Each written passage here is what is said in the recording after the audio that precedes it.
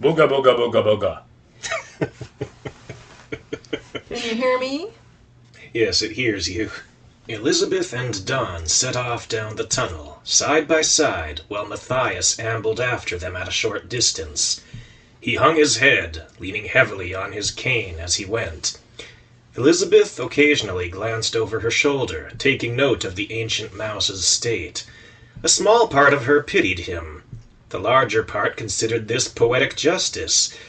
Still, Elizabeth recalled her earlier words. We can't cling to our hate. Elizabeth had chosen her course, even before this question arose. She tapped Don on the shoulder and whispered, You go on ahead. We'll catch up. Don met Elizabeth's gaze without breaking stride. He nodded, looking away as Elizabeth lagged behind. With that, Elizabeth stopped and waited while Matthias caught up. As he drew alongside her, Elizabeth fell into step, walking abreast the old mouse. Her gaze lingered on him for a time in silence. Matthias didn't meet Elizabeth's eyes. He didn't appear aware that they were alone together. No, the ancient mouse was quite preoccupied with a violent inner conflict of his own. It occurred to Elizabeth that Matthias was still connected to Xibalba.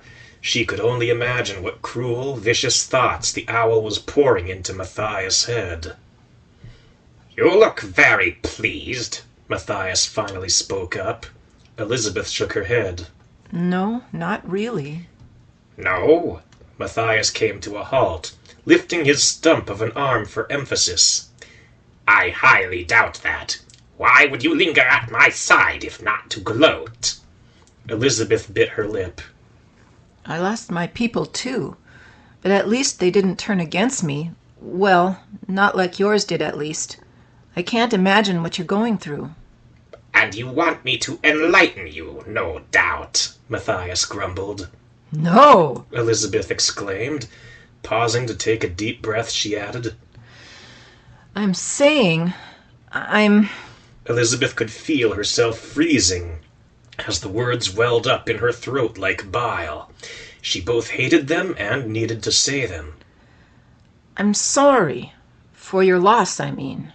Matthias' brow furrowed. "A loss that you caused, Miss Hartley. It isn't something you can take back with a few words." And I wouldn't. Elizabeth answered.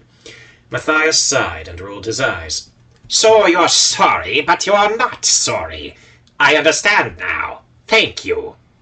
I won't apologize for doing what I thought was right. Elizabeth clarified. But I am sorry for your loss. I understand what it's like to lose everyone you care about. "I don't need your pity." Matthias' muzzle wrinkled into an angry snarl, and he ambled forward, trying to leave Elizabeth behind. "I don't want your pity," Tough. Elizabeth muttered. You have it anyway. Matthias halted, glaring over his shoulder. "Make no mistake. We are not friends. We will never be friends. I will always hate you. The only reason we aren't fighting right now is that I was forced to choose between two evils, and I chose the lesser." Matthias' words stung like a slap in the face. Elizabeth, regardless, was not surprised, and so she said nothing more. Jack Lewis was waiting as Elizabeth and Matthias appeared on the outskirts of Paradise. A contingent of infantrymen flanked Jack on either side, and the towering form of monster loomed behind them. Jack grunted as he eyed the unlikely companions approaching. "Well, well, if I hadn't seen it, I never would have believed it." Matthias closed his eyes and grumbled softly. "You?" Jack gestured towards the ancient mouse. "Timecoat?" "It is my people who are the traitors," Matthias growled. "Traitors to the laws we hold dear." Jack smirked. "Well, where I come from, it's the guy who goes sneaking off that's the traitor." Elizabeth forcefully cleared her throat, grabbing the attentions of the two leaders. Excuse me, but there's something you need to know. Jack looked Elizabeth's way, his train of thought broken. "Hey, some crazy rat shows up with a load of weapons, right?" Matthias nodded grimly. "Yes, the like of which I've never dreamed of. False limbs that grant unthinkable strength, packets of thunder that leave craters in their wake, and typewriters that spit blazing metal as quickly as lightning. Jack stared for a moment. Eh? Chicago typewriters. Elizabeth clarified. Machine guns. A light flickered on behind Jack's eyes, and he nodded. Yeah, I see. We ain't equipped for that kind of weaponry. His brow furrowed, and he shut his eyes, shaking his head. I guess this is it, then. The end of paradise. What? Elizabeth exclaimed in alarm. No, it can't be. Listen, sister, Jack snapped. We ought to get out of here before the fighting starts, or they mow down the dames and kids after they're done with the boys. Unless, of course, you and your pals can pull some of that famous Hartley luck out your sleeves. Capiche? Elizabeth gulped and nodded. I'll see what we can arrange. Just give us 2 hours, okay? Half an hour, Jack stated sharply. In the meantime, we'll be packing to leave. Then I give the word, and we run for it. Zibalba knows, Matthias warned. She sees through my eyes, hears through my ears. She'll be waiting for you. In an instant, Jack took Matthias by the scruff of his neck and jerked him close. Your owl's only got 2 sets of talons, right? She can't make off with all of us at once. With that, he released the old mouse and gestured to his men. You heard me, boys. Let's move it. With that, the infantrymen slowly dispersed, filtering back to the main plaza. Monster loomed above them, a great outcropping of skin and muscle amid the river of fur, his harsh eyes lingering on Matthias through it all. The old mouse couldn't help but shiver as he met the giant's gaze, for even now he still remembered the time they had fought, and Matthias had proven no match for him. Elizabeth, noting the silent exchange between the two, set a gentle hand on Matthias' shoulder, drawing a sudden, alarmed look from him. Elizabeth nodded to him, forcing what she hoped was a reassuring expression. Let's go. There isn't much time. Matthias broke eye contact and shuffled past Elizabeth without another word. Matthias! Monster barked. The old mouse froze, visibly shaken. If this is some kind of trick, you will answer to me. Matthias glared back at the giant. I only wish it were. As the trio neared the plaza, they found Elizabeth's old companions waiting for them, plus a handful of new additions. There was Peter and Matrix and Stu, as well as Don, Bubba, Will, and Astrid, the latter 4 armed for combat. Matthias kept his head bowed as he approached, looking only as far up as the ankles of the others. I told them the news, Don announced. And I have some more news. Elizabeth answered. We have less than half an hour to solve this, or Paradise dies. Rather a pickle, I say, Peter mused. Ah, don't be like that, Stu retorted. We've been through worse than this, ain't we? He paused a moment, gauging the reactions of the others. We have been through worse than this, right? We do have one advantage. Astrid spoke up. We now have Matthias on our side. Matthias, however, shook his head. I am Zibalba's eyes and ears. Whatever plans you prepare, she will know. The best I can do is fight beside you. Which is why we must not speak any further in his presence, Monster agreed. I'll find a place for him. Astrid offered. The towers are all empty, so it should be no problem finding somewhere quiet. Pausing, she regarded the others in turn and shrugged. Besides, I'm just another fighter anyway. Too many cooks in the kitchen, right?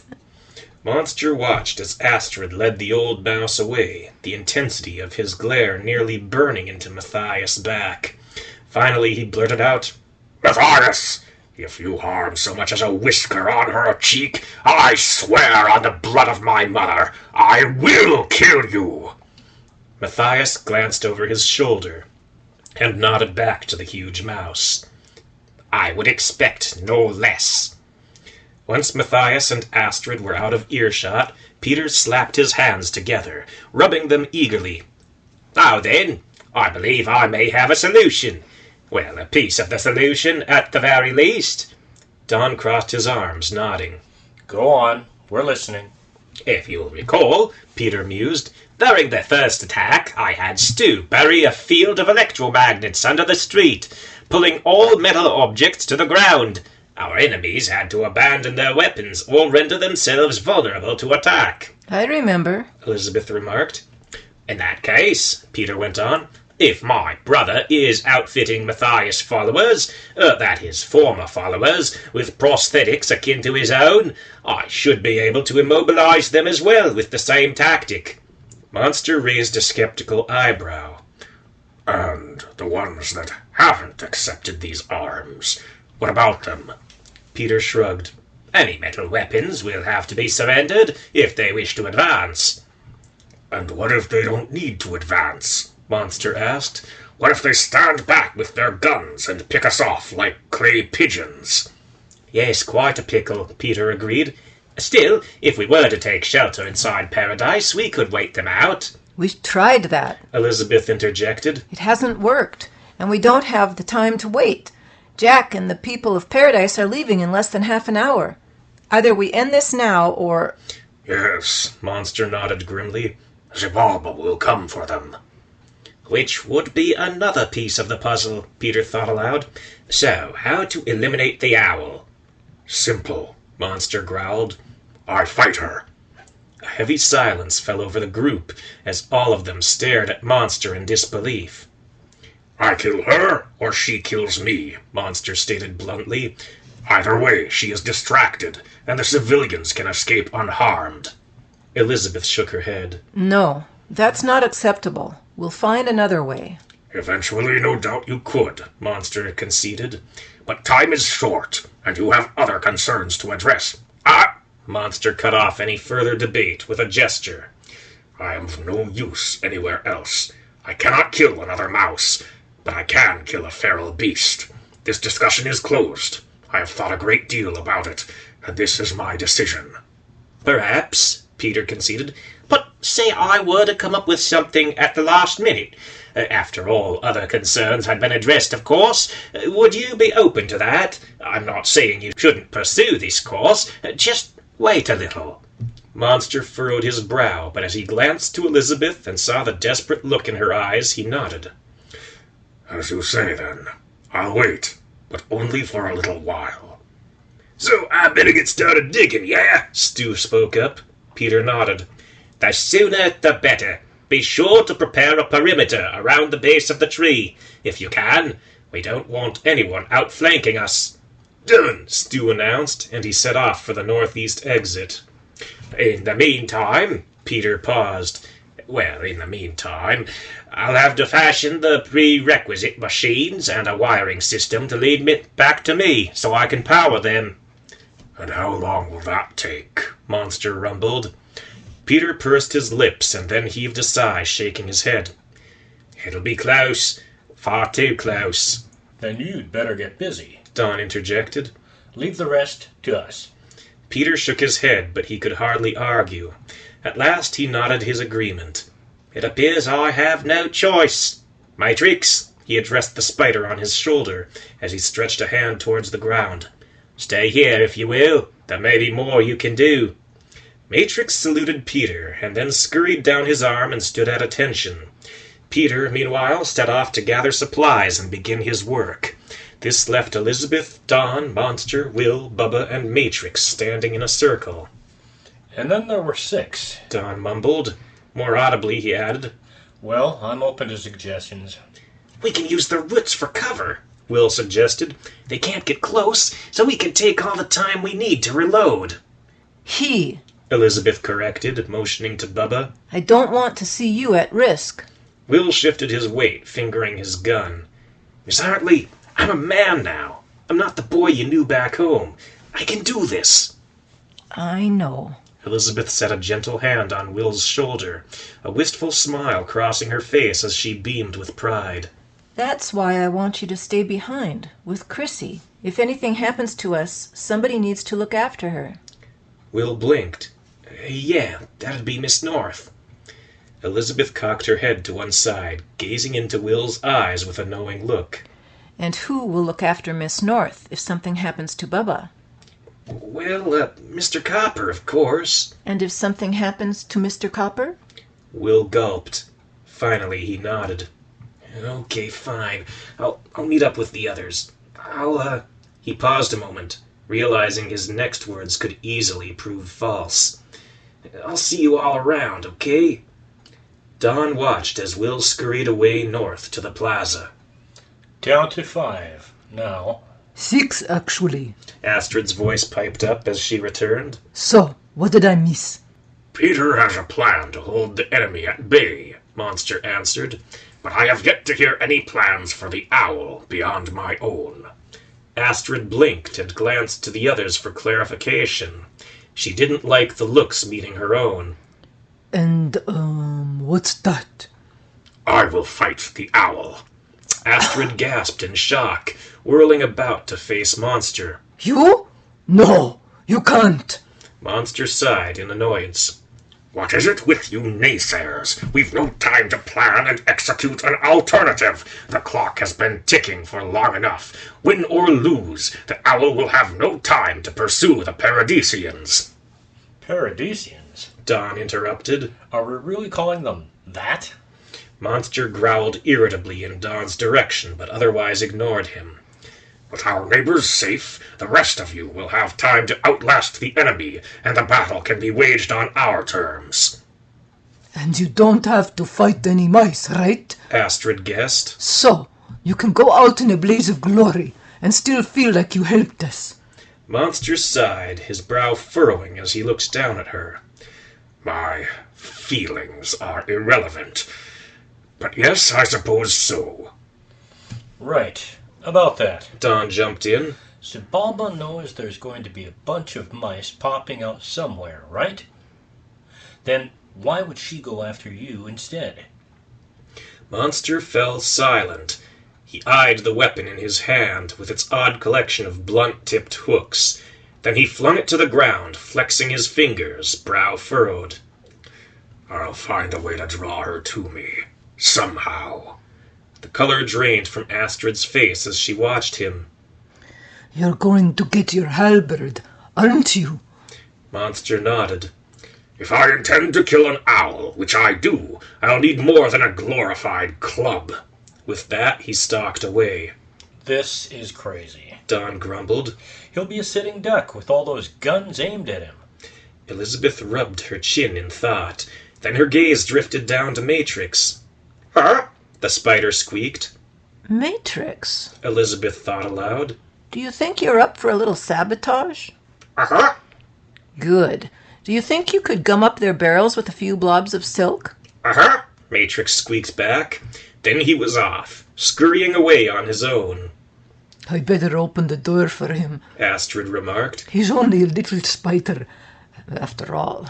With that, she set off down the street after Matrix. Which leaves the 3 of us. Don concluded. Any more brilliant ideas? Elizabeth took a deep breath. Well, I'm the bait. If the invaders have to choose between me and the Paradisians, they'll choose me. Which leaves us with Xibalba. Don added. Assuming she doesn't go for the big guy, which she might not. Huh? Bubba grunted. Raising his blunderbuss, he held the funnel-shaped end of its barrel to his ear. Bubba, no! Don shouted, leaping for his longtime companion. I know these things look dire, but don't give up now. Bubba, however, hopped aside, avoiding Don's lunge entirely. Daryl says he's got a plan. Don was silent for a time. He looked as if he were on the edge of laughter. Your gun is talking to you now? He don't never stop, Bubba insisted. Daryl's a real chatterbox. Right. Don breathed. A bit louder, he added. And, what's Daryl saying lately? Blasted Daryl should chase the owl off, Bubba explained. At least for a moment. Will can back me up while I reload. Don nodded. Not bad for a metal pipe. Good luck, then. The old friends shook hands. Then Bubba was off to rejoin the people of Paradise, possibly never to see Don again. In the ensuing silence, Don set his fists on his hips and scanned the empty street. And that leaves us, he remarked. Looking to Elizabeth, he asked. Think we're up to it? Elizabeth stared into Don's eyes for a time. Finally, she shook her head. Well, if Peter's plan works, and if Matrix manages to stop up Dr. Chuckles' guns, we might at least last for a while. Don grunted and flashed a faint wink. So, what do we do now? Go to the door and wait for Peter to give the word. Or for the enemy to attack. Elizabeth gulped, considering the possibility. Well, they might still be busy, attaching limbs and loading guns. Maybe, Don conceded. but I still think we should be ready, just in case, you know. Yes, just in case. Don took Elizabeth's hand in his own. Elizabeth bit her lip, gazing wistfully into Don's face. This was it, each of them could tell. Their last stand. And a terrible end it looked to be. Very slowly they walked to the south exit, each footstep echoing off the cobblestone, each echo a reminder of the life they could have had if fate had been kinder. Monster returned to the meeting place in time to watch them go. Then his brow furrowed as he turned his wrathful gaze to the nearby tower where Matthias lay. Monster needed only to follow his nose to find it. Matthias reeked of the predators he had bargained with, a blend of a reptilian stench and the scent of feathers, the stink of death from the sky and the earth. It was a small, dark chamber, just off the main hall of the tower. There was no door, only a curtain screening away the light of the chambers beyond. There was a bed, a simple cot fashioned from a few sticks and some wire mesh, covered over with a mattress of fur and cloth, leaning against the far wall. It was just the sort of place Matthias would have liked to spend his last moments, curled up, as close to comfortable as he could come. Ghostly white fingers curled around the edge of the curtain, pulling it aside. Matthias could feel the large form draw near, a white shadow blocking out the light for just a moment. Matthias recognized the scent of Monster, for it had been far too close once before. "We meet again," Matthias whispered. "Come to finish me?" "No," came the low answer. "Not you." Matthias felt a muscular hand wrap itself around his throat and heave him off the bed. Then he heard the low, rumbling growl. "Xibalba," Monster snarled. "I know you can hear me, beast." Indeed she could. The owl also felt the vice-like grip closing around her throat. She swayed unsteadily on her perch, gulping for air, as Monster's voice rasped at her ears. "I'm coming for you, Xibalba." Monster wrenched Matthias closer, his gaze burning into the old mouse's eyes, and likewise into Xibalba's. "Face me, beast. I challenge you." A faint trickle of blood ran down the side of the owl's head as she felt the razor edge of Monster's halberd pressing into Matthias' cheek. "Don't keep me waiting. My weapon is hungry." Monster released Matthias, letting him fall coughing into his bed. With that, Monster turned away and started for the door. "Do you really believe you have a chance?" Matthias shouted after him, his own ire mingling with that of the owl, each feeding off the other and spiraling into an uncontrollable rage. Monster halted by the curtain, turning back, his dark eyes sparkling in the gloom. "The question, Xibalba, is, do you?" Then Monster was simply gone. Matthias collapsed back into his bed, all the fire and wrath of Xibalba blazing in his skull, drowning out whatever thoughts he may have had. His heart pounded hard enough to make a normal mouse's chest explode. Even Matthias could manage only to pant and gasp through the ordeal. On the surface, Matrix scuttled under the cover of the grass. Even as short as it was, it managed to hide him away from prying eyes. Quieter than even a mouse, Matrix passed unseen by the enemy guards. Reaching their stock of firearms, however, was another matter entirely. Cases of the weapons were piled high at the very heart of the enemy camp, at the foot of a ramp leading up to Dr. Chuckles' strange craft. The spider crawled up the rear wall of the craft, climbing onto its flat roof for a better view. The cases were guarded, but only by Saul Morden. It was simple enough to distract him. Matrix wrapped a blade of grass in silk, tighter and tighter, and formed a slightly bent rod, just small and light enough for a spider to manipulate. Feeling the wind in the bristles on his carapace, Matrix selected just the right angle and sent his tool flying. It spun away into the night, eventually curving back, as boomerangs do, just grazing the edge of Saul's right ear. With the reflexes of a cat, Saul's guns flew from their holsters. He whirled about, steely eyes scanning the shadows for signs of the intruder. But in the glaring floodlights of Dr. Chuckles' craft, Saul could see nothing beyond his little circle of illumination. Matrix was safely out of sight.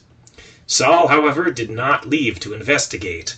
Instead, he returned one 6-shooter to its holster and lifted one leg, half sat on the stack of cases, his remaining pistol cocked and raised against his shoulder as Saul continued to watch. "Is someone disturbed?"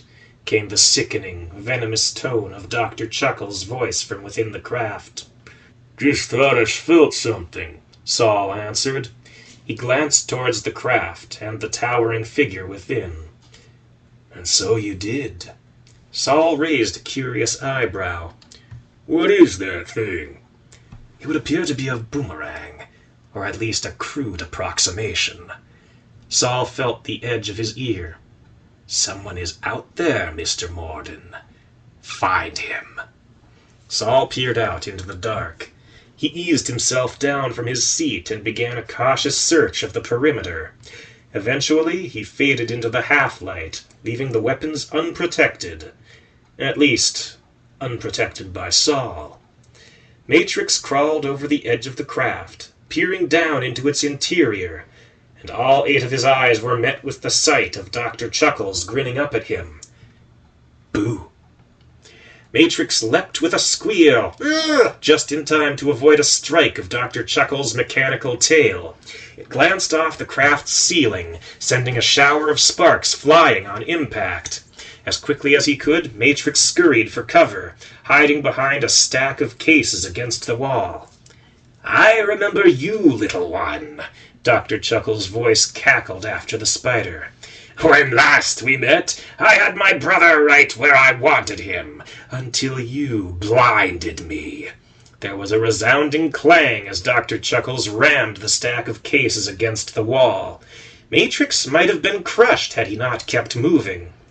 "The fall pulverized what remained of my limbs," Dr. Chuckles went on, slamming one stack of cases after another against the wall in Matrix's wake. "I had to rebuild them one by one from pieces of scrap in that alley. With one hand at that." Dr. Chuckles struck his talons against the side of the craft, sending a wave of electricity surging through the walls. Matrix, however, had taken up a perch atop a wooden crate, quite safe from the lethal shock.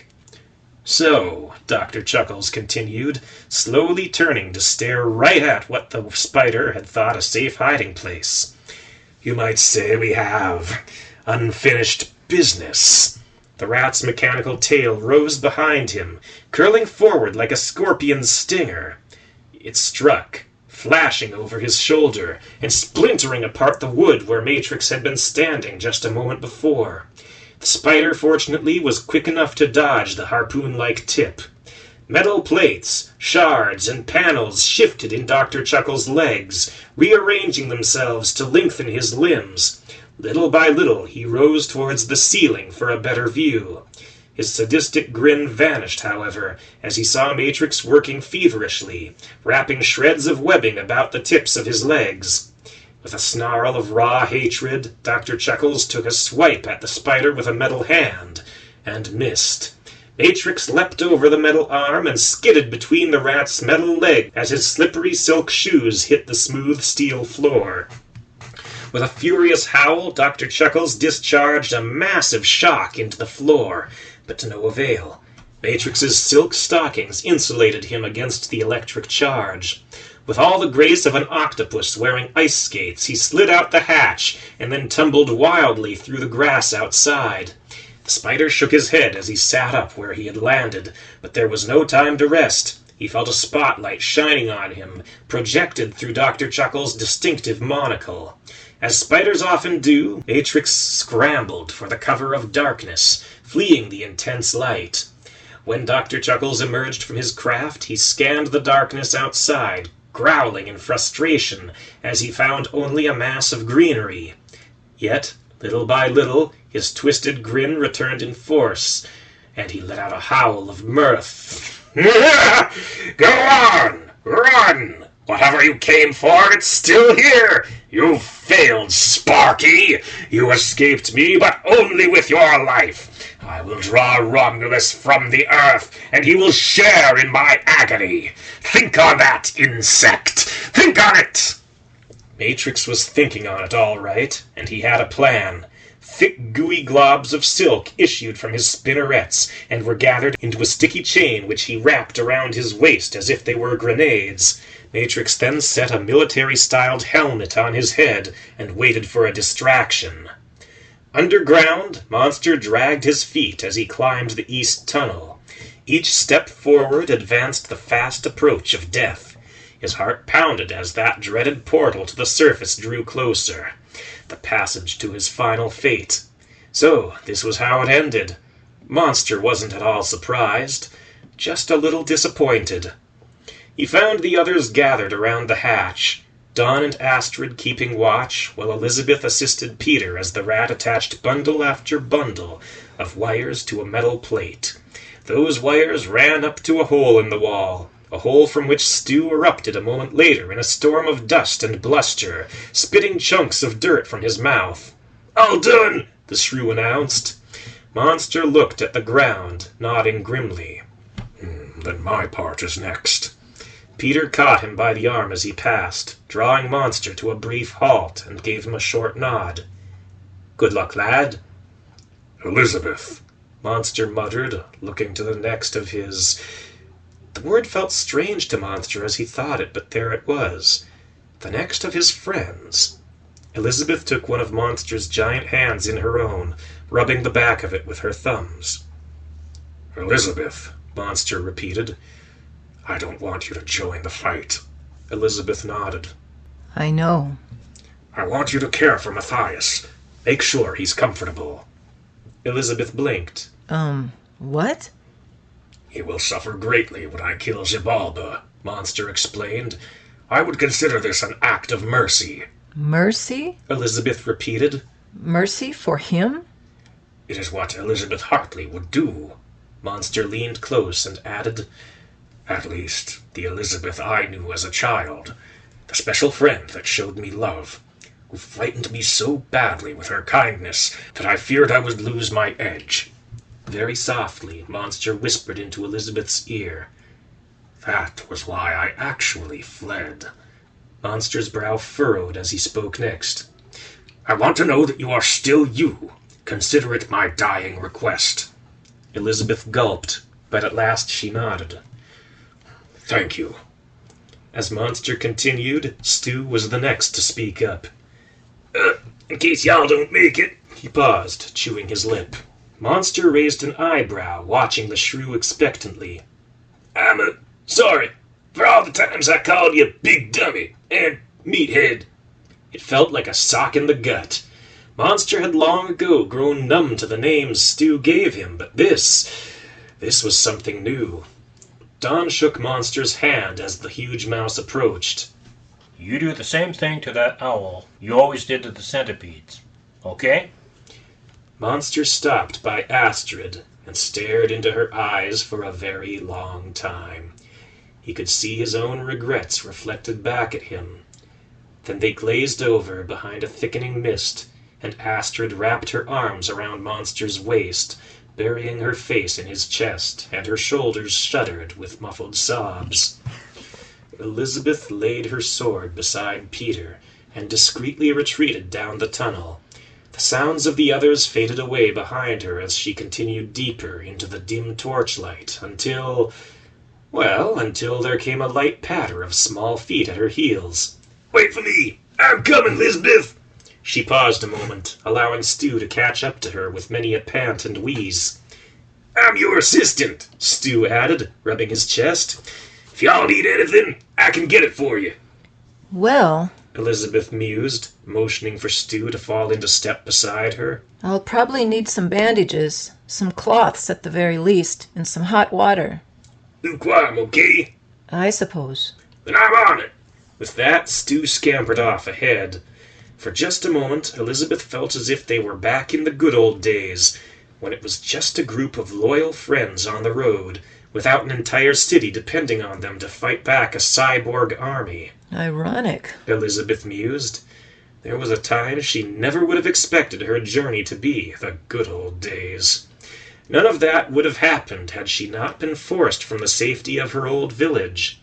Very briefly, just for a fraction of a second, she wondered if she really might owe a debt of gratitude to Ivar One-Eye.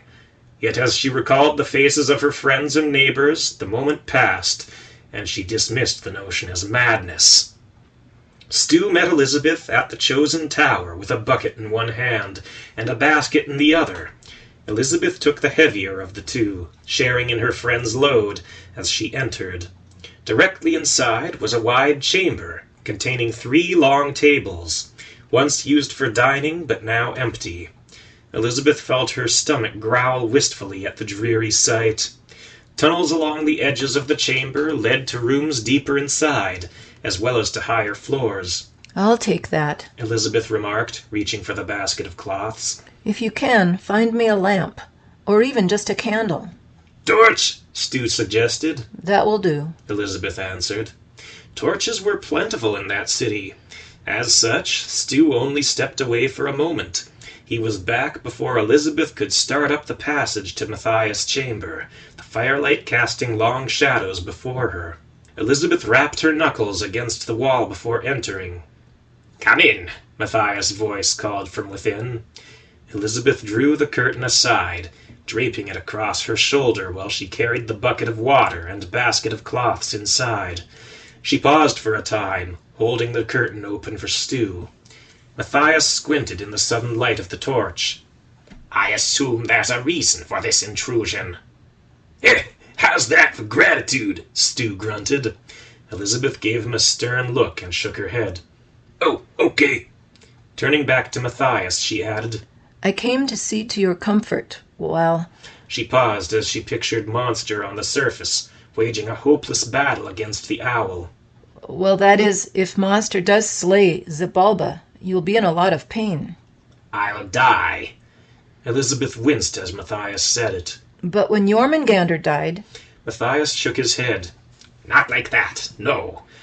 But without Xibalba to lend me her strength, I've lived far longer than a mouse should. The years will catch up with me. Perhaps it's time. Matthias rolled over, his dark eyes shimmering as he stared into the far wall. I am afraid, I suppose. But it makes no difference.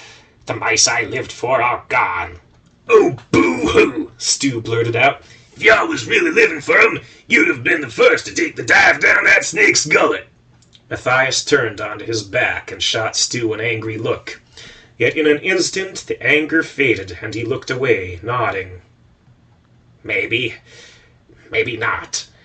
It doesn't matter anymore. He stared off into space for a time. Then his ears perked up and he raised his eyes towards the ceiling. It begins. Xibalba! Elizabeth and Stu looked towards the ceiling, though what they expected to see there was anyone's guess. Xibalba! Monster roared, striking the blunt end of his halberd into the ground. Where are you, Xibalba? Are you afraid of one mouse? Monster stood at the center of the park, atop a low mound of earth. Only a ripple in the ground to a great ape, but to a mouse it may as well have been a hill. The leaves of trees and blades of grass on the ground rustled and whispered in a hot summer wind. The moon shone down, full in the faintest shade of red, and there was the scent of fire in the air, the fire of the enemy camp. The invaders seethed as a single mass, their voices chattering as words swept through them like wildfire of the lone mouse challenging Xibalba. Gustav emerged from a crude shelter, his newly grafted steel arms glinting in the dim light, brow furrowed more in curiosity than anger. "What's going on here?" he exclaimed. Saul Morden drew a pistol, cocking it as he answered. "Looks like monsters come out to play." Glancing to Dr. Chuckles, who leaned against the side of his drone, Saul added, "Want me to shoot 'em down?" Dr. Chuckles shook his head with a savage grin. "No, I don't believe so. I want to see what happens." "Xibalba will kill him," Gustav growled. "That's what will happen." Dr. Chuckles raised an eyebrow, his grin giving way to a knowing smirk. "Is it really?" "Xibalba!" A thundering howl ripped its way from Monster's throat. Somewhere far overhead, a dark form lifted from the side of a building, gliding soundlessly, spiraling down. As Monster turned in restless circles, scanning the sky, the shadow wheeled away, only to reappear a bit lower once the mouse turned his back. "She doesn't want to fight," Matthias murmured. "She wants to catch him unawares." Elizabeth gulped. Well, there must be something we can do. Matthias was silent for a time. At last he squeezed his eyes shut and spoke. "Bite my hand." Elizabeth blinked, unbelieving. What? "Bite my hand. Cause Xibalba as much pain as you can manage. Make her scream." Elizabeth paused, staring at Matthias' outstretched fingers. Finally, Stu sighed in disgust. "Fine then, I'll do it." Before Elizabeth could object, the shrew had sunk his teeth into Matthias' flesh. The old mouse cried out as the searing agony of Stu's venom seeped into his wounds, and so did Xibalba. A foul screech split the air. Monster wheeled about, just in time to see the great owl stagger over him. She barreled across the sky, her shadow blocking out the stars as she flailed through the air. Clouds of dust rose about her as Xibalba crashed into the ground, skidding through the grass and dirt. For a time she vanished. What happened? Elizabeth exclaimed in alarm at the distinctly unmouse-like sound emanating from Matthias' mouth. Matthias gasped, his stomach convulsing in nausea. His muscles tensed and hardened like wood, the veins in his arms turning black as the venom worked its way into his bloodstream. "Pain. Wings. Hurt. On the ground. Can't see. Bite me again!" No! Elizabeth grabbed Stu by the shoulder, holding him back before he could act. We didn't come here to torture you. We came here to ease your suffering. "Comfort me, and you comfort Xibalba," Matthias countered. There was a faint creaking sound, like rusted hinges, as his fingers began to curl towards his palm. "Already, she is recovering." The cloud of dust churned as a towering form rose within, great wings spreading and blowing the dust outwards in a brown maelstrom with their first flap. Monster shielded his eyes behind an arm. When he finally peered over it, he found them locked with the unblinking stare of the owl. Xibalba shrieked, lifting into the air with a gust of wind that might have blown a lighter mouse away. Monster slowly turned, his gaze fixed on the great bird as she circled above him. Her left wing dipped, and in a rush of wind she came hurtling down at him, talons outstretched. Monster backed away just for a moment, gauging the owl's distance and speed. Then his eyes narrowed, he set the heavy blade of his halberd behind him, and the great mouse charged with a howl to meet death itself as it swooped upon him. There was a flash of steel, an overhead arc, and twin screams as the owl rose once more, her talons empty. The second scream came from Matthias as the skin split open between his toes. Elizabeth rushed to the foot of his bed, a cool, wet cloth in her hands to wash out the wound and soothe his pain. "No!" Matthias shouted. "Let it bleed! Let it distract Xibalba! Let her be weakened!" Yet jerk about as he might, Matthias could feel his motions grow weak as the shrew's paralyzing venom pumped through his veins.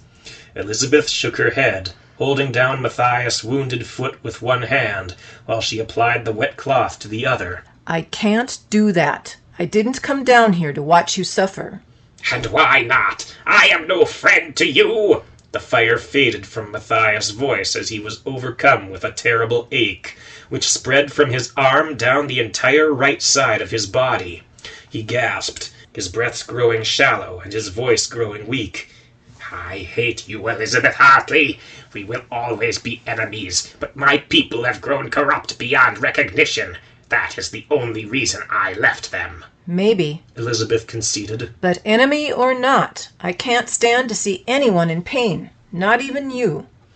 Xibalba descended, the tip of her wing grazing the ground as she circled Monster, creating a light whirlwind with the speed of her flight. Monster's cloak flapped like a green banner in the wind. Then it fluttered away as he undid its clasps, freeing himself from its bulk. Xibalba circled closer, sailing in rapid circles, faster than Monster could follow, so he didn't try. He struck blindly, chopping loose a clump of feathers and exposing himself. Monster roared in pain as the owl's beak snapped shut, like a bear trap, around his waist. Then they were off, rising into the sky. Yet Monster still had a grip on his weapon. His bleeding sides convulsed as he thrashed forward, bringing his halberd with him. The cutting edge penetrated deep into Xibalba's feathers, just scratching her skin beneath. The giant beak snapped open and shut, adjusting its grip on Monster, and cutting new wounds into his flesh. Monster slipped just a bit further in with the motion, his legs and tail being enveloped, and the edges of the beak digging deep into his ribs. With a howl, Monster swung his weapon forward a second time, and he drew blood. The owl's beak split open, releasing a pained shriek. Monster tumbled out, hanging only by the shaft of his weapon, which was now firmly embedded in the side of the owl's cheek. Far below, Matthias cried out as a fresh bleeding gash tore itself across the side of his face. He is free! Monster has the upper hand! Stew! Elizabeth shouted. Another cloth! Monster, meanwhile, clenched his fist around a tuft of feathers, hanging by one hand while he wrenched the halberd free with a sickening squelch. Xibalba, her wings growing weary from the strange ache spreading through her body, landed on a tree branch and shook her head in an attempt to throw the savage mouse off. She failed. A third chop cut deep into the feathers at her throat. Xibalba screamed, flapping her wings and whipping up a gale force that threatened to blow Monster away. His next blow flailed wildly in the wind, sending the blunt side of the halberd's head smashing into the owl's brow. She staggered with a screech, more from the shock of a pole rushing towards her eye than from the force, yet it was enough to hurl Monster over the owl's shoulder. Monster, however, kept his wits about him. In a desperate blow, he brought his weapon down, his momentum thrusting it deep into Xibalba's feathers and embedding it into her back. The halberd jerked in Monster's arms as it penetrated the feathers and bit into flesh. His motion slowed, the force dragging the weapon down, deeper into the owl. Xibalba's shriek split the air like a bolt of lightning. Matthias convulsed in his bed as a sharp, stabbing pain thrust itself into his spine. Elizabeth and Stew turned him onto his stomach, tending to the fourth new wound to appear in the last minute. Matthias ground his teeth against the pain, squeezing his eyes shut.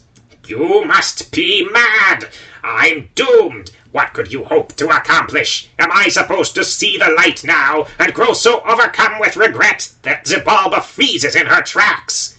That'd be nice. Yeah, Stew interjected. It makes no difference to me, Elizabeth stated. I'm doing this for its own sake. You fool, Matthias whispered. If I could raise my hand to strike you, I would kill you in an instant. That is who I am. That is who you are helping. And I will do whatever I can to comfort you, Elizabeth answered. That's who I am, and that's who you hate. Monster struck again, chopping a deep second gash in Xibalba's back, a little higher up, allowing him to climb, holding onto feathers in one hand and a bloody handle in the other. The owl lurched and contorted, this way and that, wings flailing with each motion.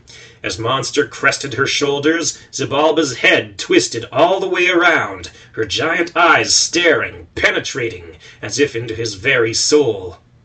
"Don't lie to me," Matthias growled, "and don't lie to yourself. I remember the look on your face when you offered to let us join you in this place. You were all too glad to hear us turn you down."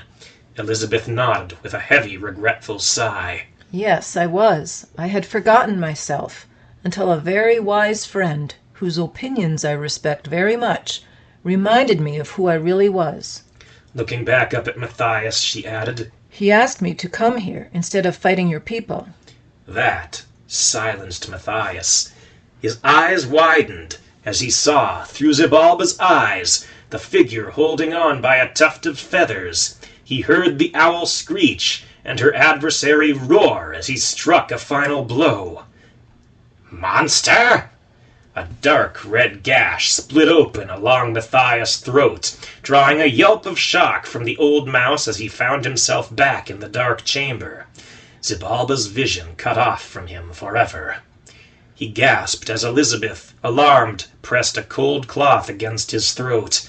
Yet all he could think of was his old nemesis, the one mouse to defeat him in combat, and the giant's last act of mercy. With the owl's thoughts gone, Matthias could finally hear his own.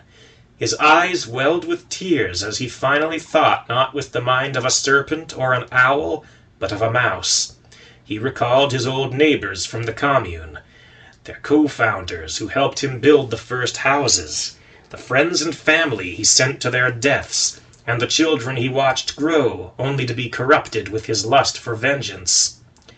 "So many years," the old mouse gasped, as he felt the last sparks of life growing dark. "So many generations wasted." Just hold on, Elizabeth ordered. if we can stop the bleeding. Matthias? Matthias!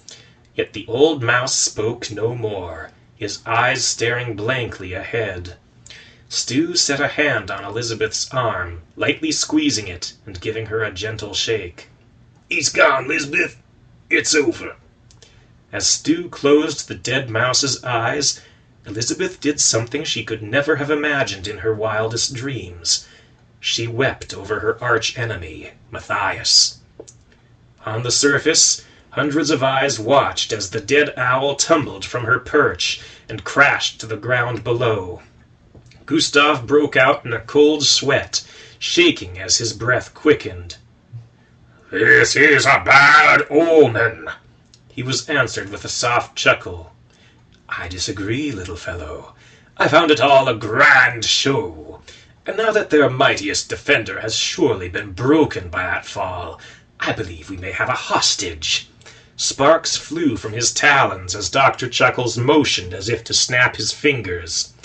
"Move out, men! Let us see if the monster survived." At the same time, Dawn and Astrid rushed from their hole, the young woman quickly outpacing her male compatriot as they rushed for the owl's giant corpse. "Monster! She cried out. Monster!" Amid the drooping, bloody feathers, Astrid hastily searched. From crawling into the owl's beak and looking down its throat, to crawling under its wings and even climbing onto its back, she spotted a large, muscular arm clinging to a tuft of feathers. Approaching the limb, however, she found the rest of the mouse was not attached. "Monster!" Astrid screamed. Then there was a click from below her perch, the telltale sound of a gun cocking. Hands up, missy. Astrid frowned, gritting her teeth as she reluctantly obeyed. Turning around, she saw the second mouse to arrive, and it wasn't Dawn. "Saul Morden." Not what I expected to find, Saul mused, but you're easier on the eyes than the big guy. He motioned to her with his pistol. Now get down here, and no sudden movements. Astrid gingerly felt her way down the owl's side, sliding down to a wing and stepping lightly the rest of the way. Hold it, Saul ordered. Now, if you'll just come with me, Saul stepped aside, backing away, keeping his distance as Astrid crept past him. Then he let out a yelp of pain, dropping his pistol as an arrow whistled out from under the owl's wing, impaling his gun hand. Don erupted from the cover of the owl's feathers, drawing a knife as he lunged for his old enemy. He barreled into the shocked bounty hunter's chest, sending the two mice tumbling to the ground. Don came up first, pouncing on Saul and straddling his chest as he brought down his knife for what would have been a killing stab. But Saul caught his wrist in his free hand and strained to hold Don at bay. This, Don snarled as he dropped his bow and took his knife in both hands. is for... Saul's elbow started to bend under the pressure as the knife drew steadily closer. But Don never finished his sentence, for that was when a fourth mouse arrived. Gustav, fire in his eyes and foam at his mouth, with two mechanical arms grafted to his shoulders. A single metal hand caught Don by the waist, heaving him into the air and brought him crashing down into the ground. Astrid drew a pair of knives and rushed for Gustav. She never made it. There was a crackling sound, and she froze mid-stride, tumbling face first into the dirt. A pair of darts were embedded in her back, wires trailing from them back to the blade-like palm of Dr. Chuckles himself. 2 against 200, the lab rat remarked. Courageous, yet foolish. Doctor! A pair of mice shouted, approaching from around the side of the owl. We found him! One of them half-dragged the giant mouse after him. The one remaining arm slung across the smaller mouse's shoulders, while the second strained to support Monster on the other side without the benefit of a proper hold. With a groan of effort, followed by a sigh of relief, they dumped him on the ground, less than an arm's length from Astrid. Monster, Astrid whimpered, fighting the crackle of energy surging through her body. Ah, Dr. Chuckles grinned as he plucked the darts from Astrid's back. So the beast has found his beauty. Astrid winced as her limbs fell limp and numb, the feeling momentarily gone with the electricity cut off. please, She stared in horror at Monster's bloody stump of a shoulder. please, help him. The other mice laughed and jeered. Help him? Why would we help him? Little by little, the rest of the raiders gathered around, brandishing their new advanced weapons and questioning what the big joke was. One by one, they joined in with the shouts of the others as they watched Astrid plead desperately for Monster's life. Yet Dr. Chuckles motioned to Saul. Mr. Morden, fetch me a torch. Saul blinked, clutching at his bloody palm. You're gonna set him on fire? I'm going to seal his wound. A heavy silence fell over the victorious throng. Gustav stared agape at the lab rat. You're going to save him? Dr. Chuckles nodded. The young lady did say please. Now how can I say no to that? After all he's done to us, Gustav shook with fury. let him bleed out. No sooner had Gustav said it than he found a set of razor steel talons clutching his face. He felt light, having to stand on the tips of his toes as Dr. Chuckles raised him off the ground. Perhaps you do not understand. A hostage is a bargaining tool, a means to apply pressure. But the moment a hostage dies, we lose our influence over his friends, including the Lady Hartley. Do I make myself clear? The other mice exchanged uneasy glances. In hushed voices, a few whispered that Matthias could have been right after all. Small, red lines trickled down Gustav's cheeks as he nodded into Dr. Chuckles' claws. There was a light thud as the rat let him fall. Mr. Morden, the torch! Saul gulped, wincing as he struggled to his feet and slunk away. Peter watched it all in stunned silence from the shelter of the tunnel's entrance. He saw Don and Astrid rush for the owl. He saw the enemy gathering around them, and very faintly he made out the pale form of Monster being dragged into their midst. Peter dropped the wires he had been holding. The fighting was finished, but the battle might yet be won. He just wasn't sure he had the courage to do what had to be done. From deeper in the tunnel there came the light patter of approaching footsteps as Elizabeth and Stu scurried up to join Peter. What's the news? Elizabeth panted. Not good, Peter answered. Looking over his shoulder, he added, The owl is dead, but I believe we may have lost all the same. Elizabeth gulped as she drank in the expression on Peter's face. What happened? Monster has been captured. Peter turned away, looking out the door. Also Dawn and Astrid. Elizabeth drew alongside Peter, gazing out into the night. There must be something we can do. Peter nodded. I believe so. I know how my brother works. He would not have given away such advanced weaponry unless he had a failsafe to keep it from being used against him. So we find this failsafe and use it. Elizabeth suggested. Peter shook his head.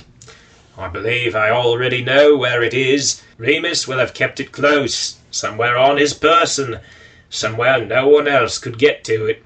Then we really have lost, Elizabeth concluded. Her lip quivered as she gazed out the hatch. A chill ran up Peter's spine. His heart pounded like a drum as his fear clashed with his loyalty. At last he spoke. Not if I can convince him to use it. What? Elizabeth blinked. As Peter's reasoning suddenly occurred to her, however, she began to shake her head furiously. No, you can't do this. We don't trade lives, remember? 3 for 1, Peter thought aloud, more to convince himself than Elizabeth. Not a bad trade, really. It isn't how I thought I'd go, but I rather like it, you know. There has to be another way, Elizabeth whimpered, her eyes welling with tears. Romulus! Elizabeth and Peter fell silent at the harsh sound of Dr. Chuckles' voice. I have your friends, Romulus! Come out, or shall I break the dear lady's heart? Peter gulped, looking out the door and then back down at Elizabeth. If I had the time, perhaps I might have thought of something. We've done remarkably well as it is, you know. No, I'll go, Elizabeth interjected. They'll have to let the others go if I give myself up, right? Remus can't stop them from doing that, can he? But as Elizabeth moved to dart for the door, she felt it. A light prick, just at her ankle. She stumbled as her joints grew stiff, and she collapsed to her side. She couldn't move her foot, as that same stiffness was quickly working its way up to her knee. As Elizabeth struggled into a sitting position, she saw Stu hunched towards the ground, a look of intense shame on his face. The shrew started. I'm sorry, Elizabeth. Stu? Elizabeth breathed. How could you? It ain't gonna kill you, I promise, Stu insisted. Y'all just gonna be a little stiff and a bit sore in the morning. Till then, y'all ain't going anywhere. For what it's worth, Peter mused, my time with you has been the finest year of my life. But now the year is over, and I have to go. I know y'all gonna hate me for this, Stu added, but I love you, Elizabeth, and I ain't letting you throw your life away. By now, the stiffness had crept into Elizabeth's arm. It slipped from under her, and she fell to her back. Have a good life, Bess, Peter muttered as he turned away. Perhaps you and Don might name a son after me, as a sort of memorial for an old friend. With that, Peter stepped out into the night, closing the hatch behind him, and left Elizabeth sobbing in the tunnel. He took a deep breath, and then raised his gaze to the shadow of the owl, and left paradise behind for the electric inferno that waited. As he approached the great gathering, Peter was immediately recognized. The crowd parted, allowing him to advance, only to close in behind him once Peter had passed. Peter's heart skipped a beat as he approached the center, seeing the restrained forms of Dawn and Astrid, and the horizontal form of Monster, with Dr. Chuckles knelt over him. Saul stood nearby, a torch in his good hand, the other wrapped in white gauze, not unlike that which was tightly wrapped across Monster's chest and around the flat side of his shoulder. Peter gulped, his mouth going dry. Remus? The rat's tail rattled with excitement at the sound of his brother's voice. Yes, Romulus. We finally meet again. At this he stood up and turned to face Peter. And this time, the advantage is clearly mine. But Peter's attention was firmly fixed on Monster. Will he live? Assuming no one kills him, Dr. Chuckles shrugged. I don't recommend holding your breath. We're surrounded by armed, very angry men, all with itchy trigger fingers. Peter stopped to take a breath. Dr. Chuckles raised an eyebrow and flashed an eager smirk. Yes? I've come to bargain. A chorus of cruel laughter went up around Peter, but for once Dr. Chuckles wasn't laughing. Bargain, you say? The rat lurched around Peter's side, and behind his back, tail whipping back and forth in front of Peter's chest. Bargain with what? Peter had to stop and take a breath to steady his nerves. Myself, Remus. I offer myself. Very noble. Dr. Chuckles grabbed Peter by the ears, wrenching his head back with one hand while thrusting the other into his spine. But as you can see, I can simply take you right here and now without bargaining. So you see, you really have nothing to offer me. Elizabeth lives! Peter shouted. A heavy, expectant silence settled over the gathering. Dr. Chuckles cocked his head to one side, curious in spite of himself. Perhaps you would care to explain yourself. I know you, brother, Peter gasped. I know you respect her, as an adversary, of course, even hold a certain fondness for her. Gustav's brow furrowed. Is this true? Dr. Chuckles, however, was utterly absorbed in the issue at hand. Let's assume for a moment that you're correct. What do you propose? Help us, Peter pleaded. I know you can. Kill me if you like, but don't let them kill Elizabeth. At this he nodded to the three hostages, Don, Astrid, and Monster. Or them. As long as they live, I'm yours. Dr. Chuckles smirked.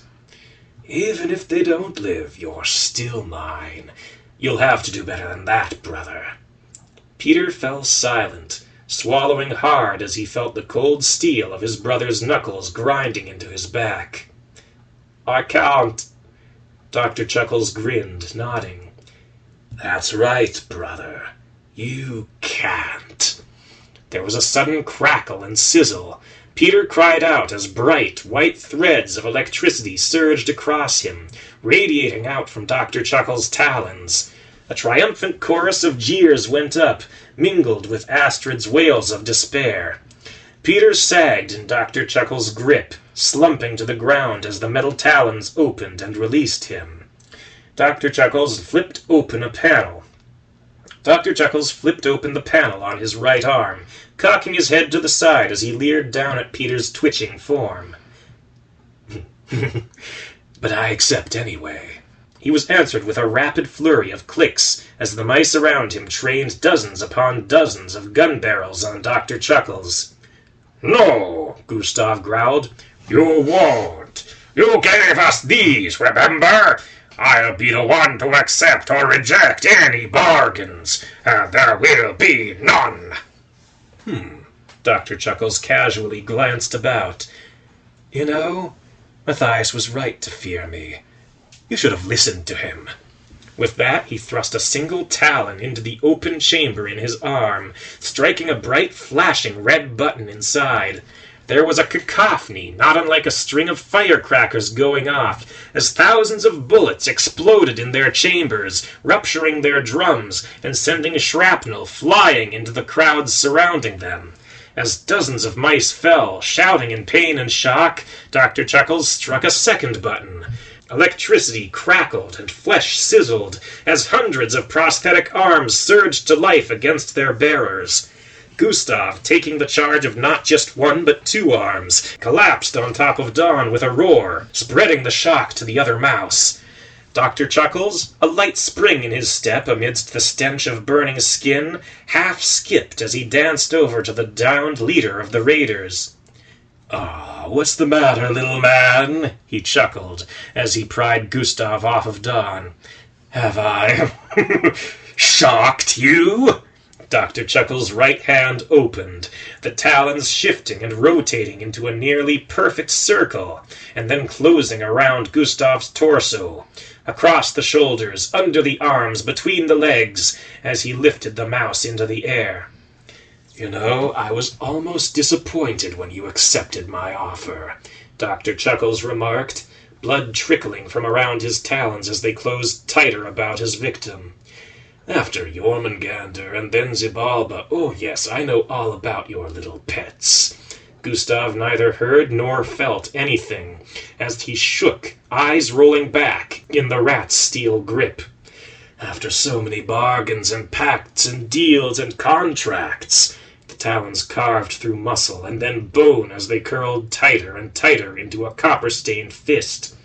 "You, out of all mice and rats and rodents, you should have learned."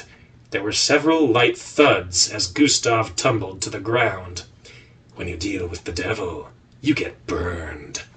Dr. Chuckles took a step back, surveying his handiwork for just a moment. Then he looked up, a gleeful grin slashing its way across his face.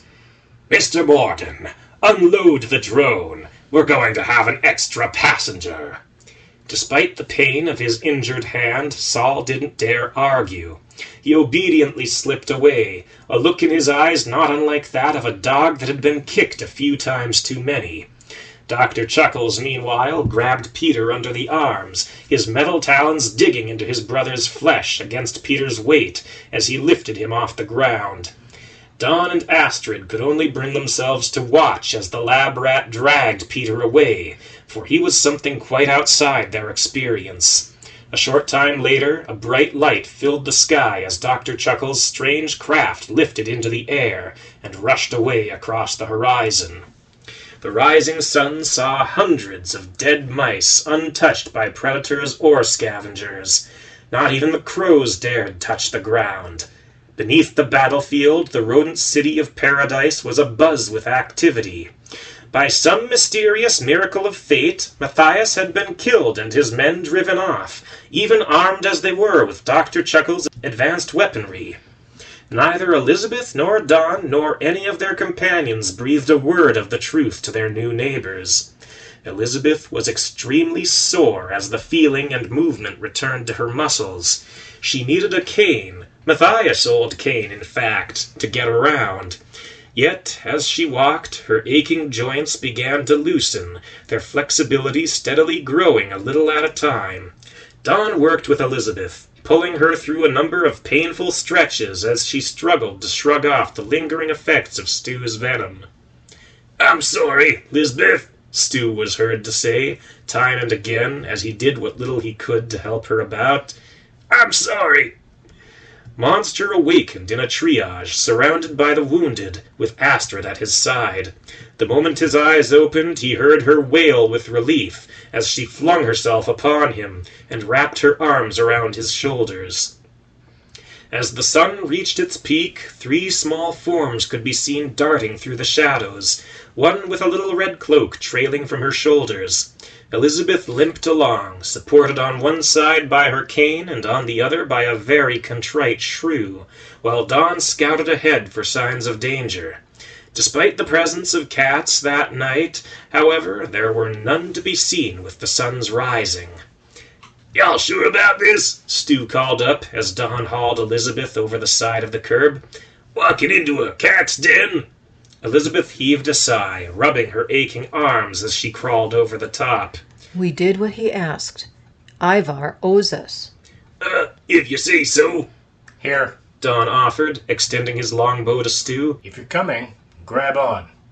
Stu paused for a moment, but a look to Elizabeth was enough to convince him. In short order, he was standing atop the curb beside the 2 mice. The pack of cats that had once gathered around the wooden steps was absent as Elizabeth and her companions approached the forbidding house where the felines once lived.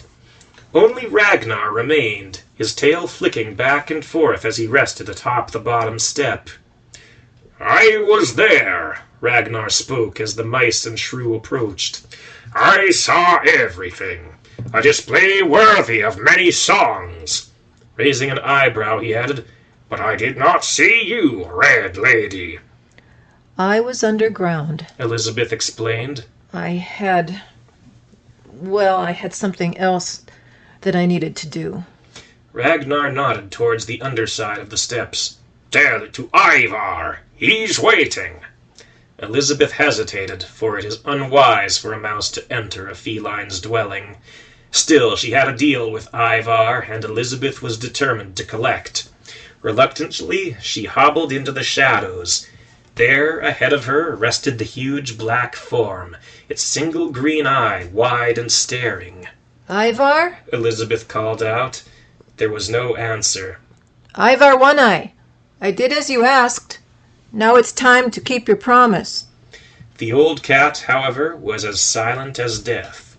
He passed in the night, Ragnar explained. Elizabeth's face flushed with anger, yet she swallowed her rage, just for a moment, as she turned around to look back into the light, where she caught a faint glimpse of orange fur. Then you'll have to protect Paradise in his place. Ragnar shook his head. I will not, for I took no such oath. Elizabeth felt tears of fury welling in her eyes as she listened. We kept our side of the bargain. And Ivar will keep his. Ragnar rose to his feet and hopped down from the step. Stu and Don darted aside as the cat passed them. How little you know of the Felidae. A cat's word is his only law. Even death cannot claim him until he allows it. I dunno, Stu grumbled. He looks mighty stiff to me. Ragnar glanced back at the shrew, brow furrowing. His word has already begun to be fulfilled. My brothers have scattered to the four winds, for this ground belongs to our father now. As word spreads, other cats will shun this place as well. Then what are y'all doing here? Stu retorted. I remain to pay my last respects, Ragnar answered. Looking to Elizabeth, he added, and to relay my father's last words. The Felidae are a willful breed. He will see his promise kept. Ragnar regarded Elizabeth for a time, and then he turned away. Farewell, Scarlet. May you never see me again. Then the cat was off like a fiery breeze. The Felidae are a willful breed, Don repeated in a somewhat snotty tone. Right. I'll believe it when I see it. Elizabeth, however, sat down beside Ivar's giant, motionless head, laying her cane across her lap, and began speaking to it. I would have joined the fight, but Monster asked me not to. He was the real hero. You who? Don called after her. Liz, what are you doing? Elizabeth paused and looked over her shoulder with a sigh. Just what Ragnar asked. Oh, I don't know what I'm expecting. I just have a feeling I should. Don blinked and exchanged a curious glance with Stu. The shrew, however, simply shrugged. Hey, if she thinks she should, I ain't gonna argue. Don shook his head. Well, if anyone needs me, I'll be keeping watch. I don't like hanging around this close to a cat, even if he's dead.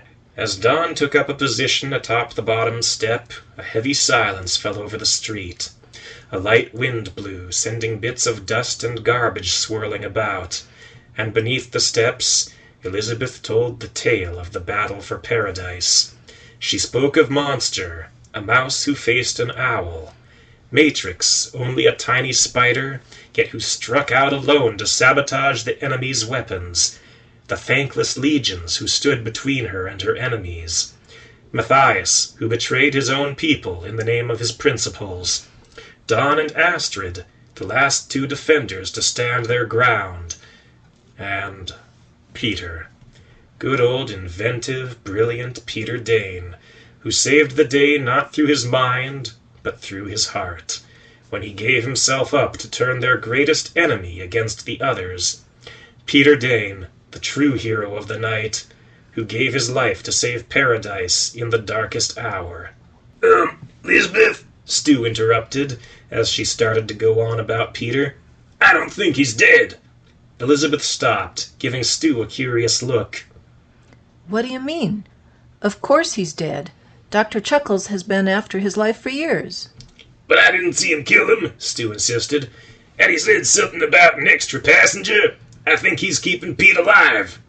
Elizabeth dried her eyes, blinking in disbelief. Are you sure? You really heard that? Stu adjusted the glasses on his snout. I may not see too well, but I got ears like a fox. Elizabeth gulped, a sudden chill like ice washing over her. Then there's still a chance. Looking up at Stu, she added. Help me. Stu rushed to Elizabeth's side as she struggled to her feet. I know I'm gonna regret asking, but help y'all what? Help me get to the scale. Elizabeth answered as she forced her cane under her. I'm going after him. Whoa, whoa. Don shouted, leaping down from his perch and rushing to intercept Elizabeth. Just wait a minute. You are not taking this Chuckle fellow on by yourself. Look at you. You can hardly walk. For the moment. Elizabeth conceded. But with some exercise, say pedaling the scale, I should be back to normal in a few days. Which, I might add, is how long it will take me to get there. By now, Don had caught up to Elizabeth. He grabbed her by the shoulder, concern written across his face. There, as in where? The lab where Dr. Chuckles was created. Elizabeth explained. It's a long story, but... But you'll have plenty of time to tell it on the way. Don interjected. Elizabeth shook her head. I can't ask anyone else to come. This could just about be a suicide mission. Then I'll go down with you. Don countered. I didn't find you just to lose you again, Liz. Me neither, Stu added. Face it, Elizabeth, y'all are stuck with us. Elizabeth glanced between the two of them, her expression grim but grateful as she offered a grudging nod. I guess we'd better get moving then. The trio, despite their urgency, did make a brief side trip through paradise before departing, a chance to bid farewell to their old friends. Don shook hands with Bubba and Will and offered Chrissy a big fatherly bear hug. Elizabeth, in the meantime, paid Monster a final visit to see how he was doing. He had taken up residence in a chamber about midway up one of Paradise's towers. There, Elizabeth found Monster tucked into a soft bed, with Astrid seated beside him, caressing his remaining hand. This will take some getting used to, the big mouse admitted, wiggling the remaining stump of his left arm. At least I'm right-handed. Perhaps I'll trade in my halberd for an axe. Oh no, Astrid interjected. you are done fighting. After all this time, you deserve a rest. Elizabeth couldn't help a grin at the suggestion. I couldn't agree more. Monster stretched his remaining arm, flexing his muscles in thought. For now, perhaps. And what of you, Elizabeth Hartley, now that you've won a new home and reunited with Don Copper? Elizabeth fell silent for a moment, looking at her feet. Well, I'm not quite ready to settle down. Peter is still alive, somewhere out there. I can't abandon him now. Monster sat up in his bed, brow furrowing. Then, with a heavy sigh, he leaned back in surrender. I wish I could come with you, Elizabeth. I don't like sending you off without protection. It's okay. Elizabeth assured him, drawing her sword and showing its blade to her old friend. I have this, and I have Don and Stu. Monster nodded. And Matrix. Have you seen him since the battle? Elizabeth shook her head. No, I hope nothing happened to him. Monster closed his eyes and took Elizabeth's hand in his own. Good luck. Thank you.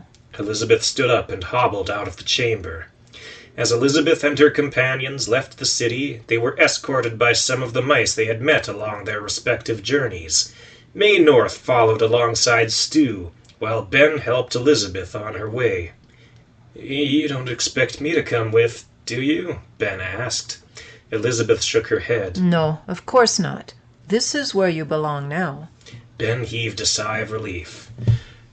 Good. May paused, looking away from Stu for just a moment. I'm sorry, fella, about that whole business with the fake treasure map, right? Stu smirked up at her. Well, confidentially, got me in good with Elizabeth, so I ain't complaining. May chuckled at the thought. Well, imagine that. From the hatch in the park, Elizabeth and Don and Stu departed for the storm drain, where their much larger former crew had left it. As Don and Stu dropped over the side of the curb to get to work, Elizabeth threw a final glance over her shoulder to the safe home she once again found herself leaving behind. She let out a gasp of fright, clapping a hand over her mouth. There, floating among the trees, she spotted a single green eye. It shimmered in the sunlight like a puff of smoke, rippling and fading in and out as it bobbed along.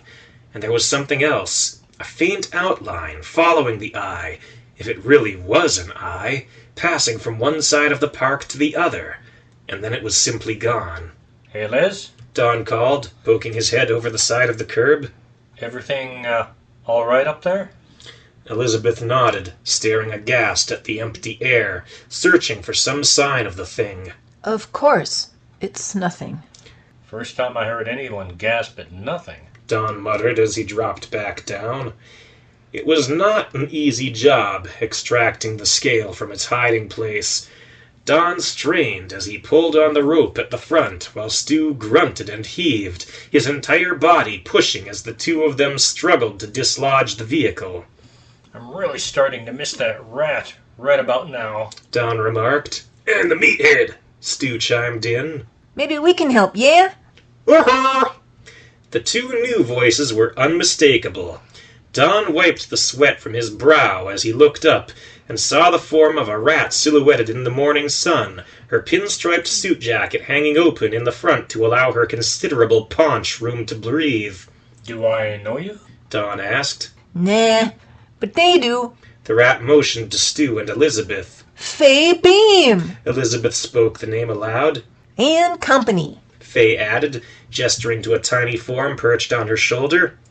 The spider greeted, waving a limb Elizabeth's way. And Matrix. Elizabeth smiled. I was wondering what happened to you. The bug told me everything. Faye explained. I know what you fellas are doing, and I want in. You can Don raised a skeptical eyebrow. understand him?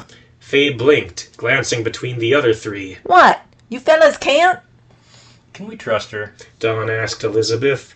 Elizabeth nodded. Of course. Of course. She loves Peter. I can also haul your lamboat thingy. Faye added, slinging the rope, and Don incidentally across her shoulder. I need the extra size. You'll pardon me for saying, Don quipped. but I think you've got enough size.